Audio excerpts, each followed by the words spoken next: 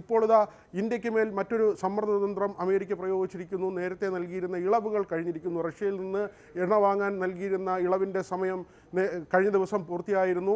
ഇറാനിൽ നിന്ന് ഇനി എണ്ണ വാങ്ങരുത് എന്ന കർശന നിർദ്ദേശം ഇന്ത്യക്ക് മുന്നിലേക്ക് അമേരിക്ക വെക്കുകയാണ്.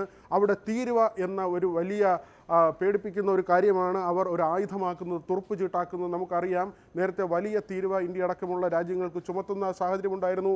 ഇന്ത്യയും ചൈനയും ബ്രസീലും അടക്കം പ്രധാനപ്പെട്ട രാജ്യങ്ങൾക്കെല്ലാം തന്നെ അമേരിക്ക ആ തരത്തിൽ തീരുവ ഉയർത്തുന്ന ഒരു നിലയുണ്ടായിരുന്നു. വെനസ്വേലൻ എണ്ണ വാങ്ങണമെന്ന ആവശ്യമാണ് ഇന്ത്യക്ക് മുന്നിലേക്ക് അമേരിക്ക വെച്ചത്. പക്ഷേ ഇവിടുത്തെ റിഫൈനറീസൊക്കെ തന്നെ അതിന് അനുസരിച്ച് മാറ്റേണ്ട സാഹചര്യമുണ്ട്. അതിനുള്ള സമയം വേണ്ടിവരും. അമേരിക്കയിൽ നിന്ന് കൂടുതൽ ഇന്ധനം ഇന്ത്യ ഇറക്കുമതി ചെയ്യണമെന്ന താല്പര്യം കൂടി ട്രംപ് മുന്നോട്ട് വയ്ക്കുന്നുണ്ട്.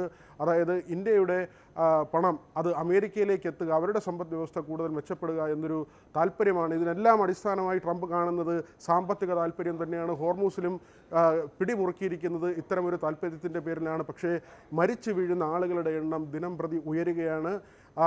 നമുക്കറിയാം, ഈ യുദ്ധം തുടങ്ങിയ ശേഷം ഇങ്ങനെ ഗൾഫ് മേഖലകളിൽ അത് ഇറാനെതിരെ നിൽക്കുന്ന അല്ലെങ്കിൽ അമേരിക്കയെ സഹായിക്കുന്ന GCC രാജ്യങ്ങളുണ്ട്.